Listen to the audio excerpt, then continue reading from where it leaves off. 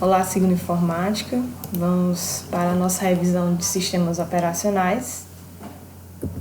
Então, relembrando, as funções do sistema operacional, ele é o gerente de tudo, gerencia todo o hardware instalado no computador, ele é tradutor, faz a mediação entre o usuário e o hardware, e também é um eficiente organizador ou guardador de dados, Então, o SO ele vai cuidar de todo o processo de armazenamento, consulta e exclusão de arquivos.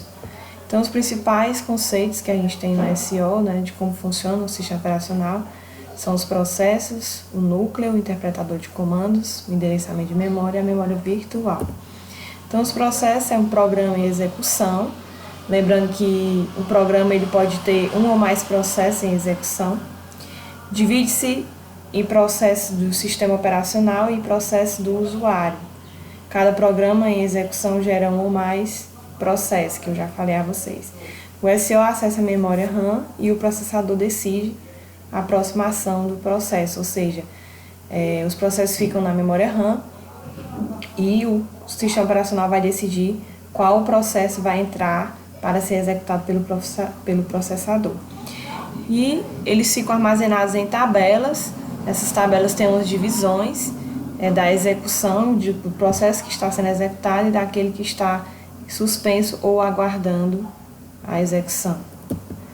Então, ele é formado por 3 partes. Tem um contexto de software, de hardware e espaço e endereçamento. Cada um dessas 3 partes elas são responsáveis por todas as informações necessárias à execução de um programa. E o contexto de software ele está responsável pela parte toda do software, do sistema, todos os softwares, todos os programas instalados no sistema operacional, todo o hardware instalado, e tem a função do espaço de endereçamento, que é controlar todos os espaços de endereçamento de memória que são utilizados pelo sistema operacional. E os processos eles são divididos em 3 estados, pronto, ready, execução, running, e espera, wait. Então, quando o processo está no pronto, quer dizer, todas as instruções dele estão na memória RAM e ele fica aguardando o SO chamar ele para ser executado pelo processador. Então, o sistema operacional ele vai decidir qual o processo vai ser executado primeiro. Uma observação importante é que dentro desses estados existe um escalonamento, um escalonador, onde ele divide o tempo da CPU entre os processos. Então, ele vai dar um tempo de execução de cada processo pela CPU. Então, é um sistema de espera e envio de processo para execução, e ele é conhecido como escalonamento, como se fosse um definidor de tempo. Cada processo vai ter o seu tempo de execução no processador. O estado de execução, running, ele, como o nome dele já diz, ele está executando aquele processo.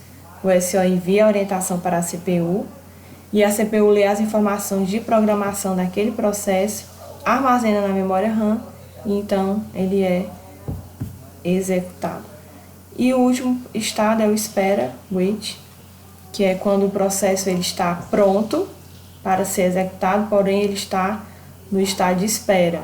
Ele fica aguardando alguma orientação externa para poder ser executado, para poder funcionar. Por exemplo, a resposta de uma placa de vídeo ou uma impressora ocupada com uma outra impressão, onde eu coloco para imprimir um arquivo e ela já está imprimindo um anterior a esse. Então, ele está em estado de espera.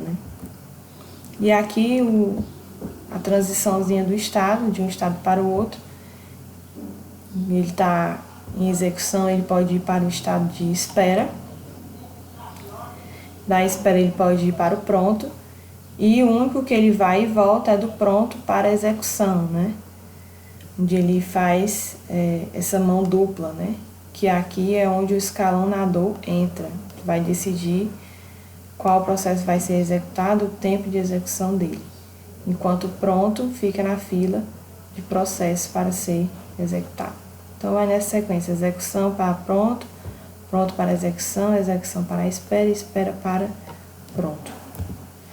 E aí entramos no núcleo, que é também o kernel, que é a parte central do sistema operacional.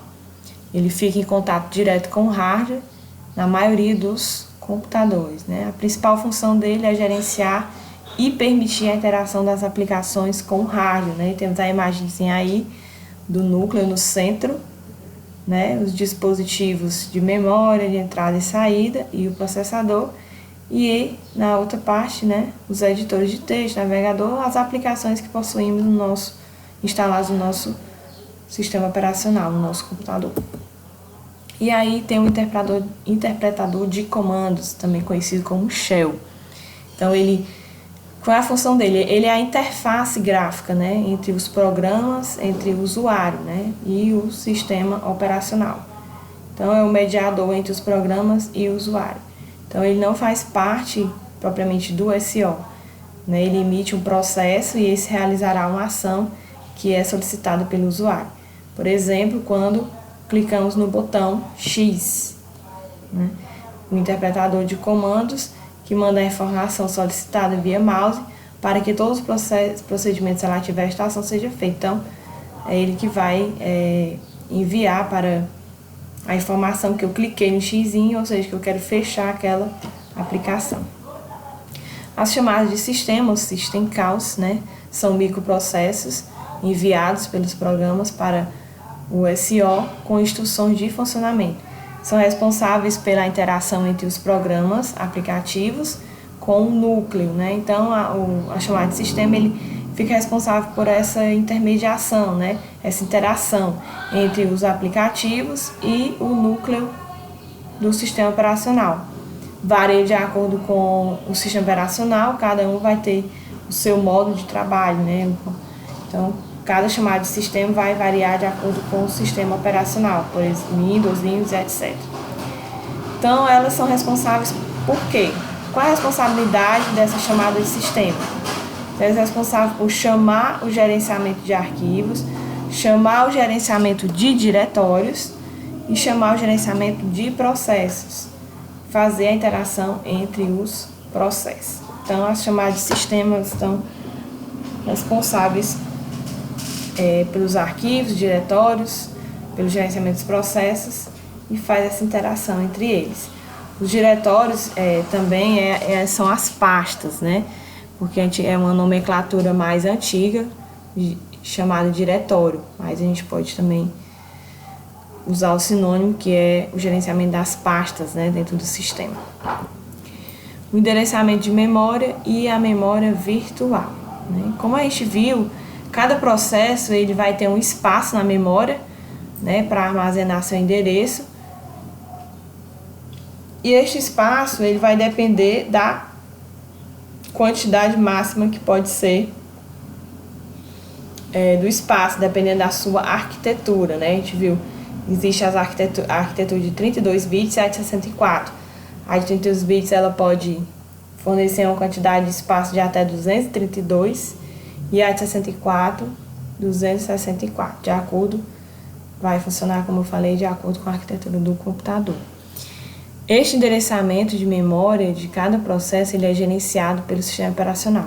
Então, o sistema operacional ele que vai se responsabilizar por definir esse endereço de memória de cada processo, onde cada processo vai ficar armazenado na memória do computador.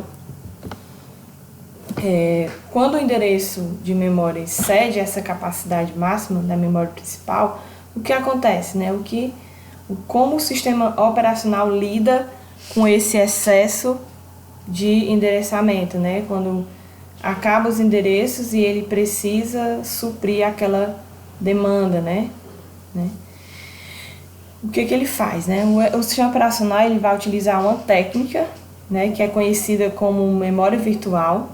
Essa técnica ela é responsável por armazenar os endereços na memória secundária, ou seja, no disco local, né, que é o hard disk, né, ou o nosso HD.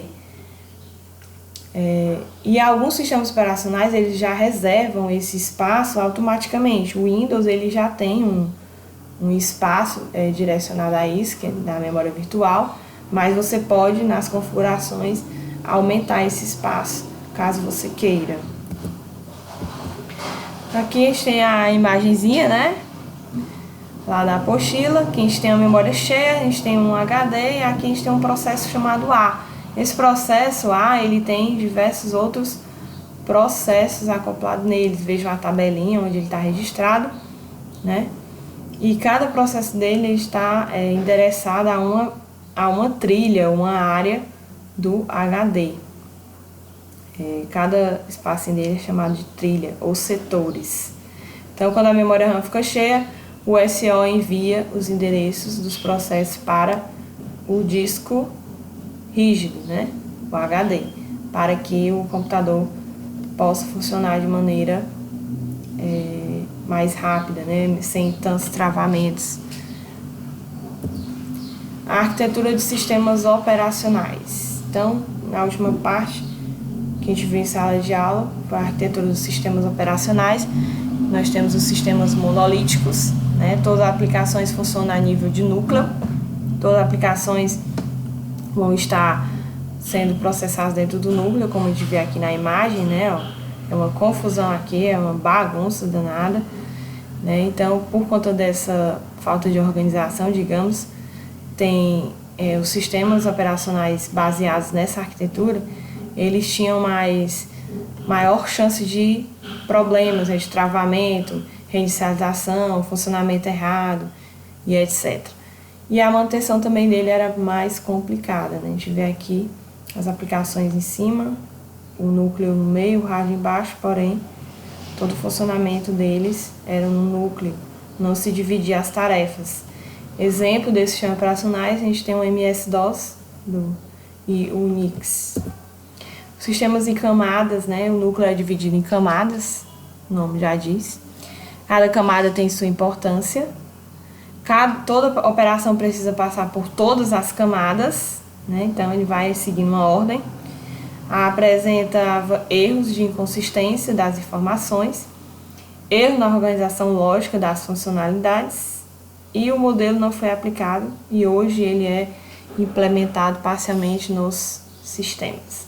Então, na figurinha a gente tem aqui as aplicações, temos as camadas, né? Chamadas do sistema, abstração, gerência, interface com o rádio e o rádio.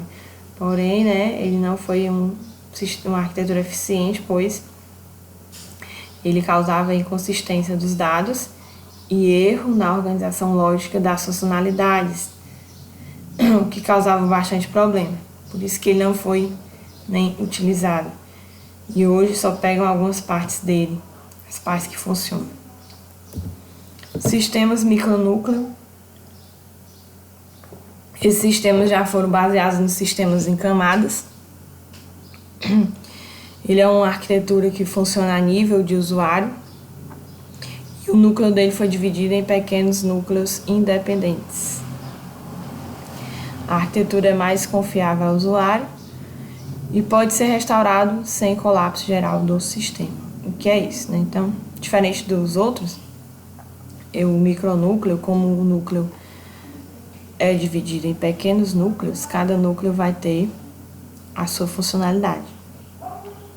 E caso alguma aplicação trave ou alguma execução dentro do sistema trave, você pode corrigir aquele travamento ou reiniciar o seu sistema sem prejudicar o sistema operacional como um todo ou aquilo que você tem na sua máquina. E, por fim, os sistemas em redes, né? Que ele é uma variação do micronúcleo, dividido em sistema cliente-servidor e peer-to-peer. Né? Nos clientes-servidor, a gente tem dois tipos A gente tem os processos servidores, que prestam algum serviço, o nome já diz, se é servidor, ele está prestando algum serviço. E os que utilizam o serviço, né? São os processos clientes. Então, eu tenho os processos servidores e os processos clientes. Um presta serviço e o outro utiliza esse serviço. Então, ele se divide em servidor dedicado e não dedicado. O servidor dedicado não executa aplicativo na rede local, ele atende somente a processos externos, ou seja, ele se dedica apenas a solicitações externas a ele. Já o servidor não dedicado presta serviço para as redes locais e redes externas. Esse aqui não dedicado, ele já oferece serviço tanto para a rede local onde ele está, quanto para redes externas.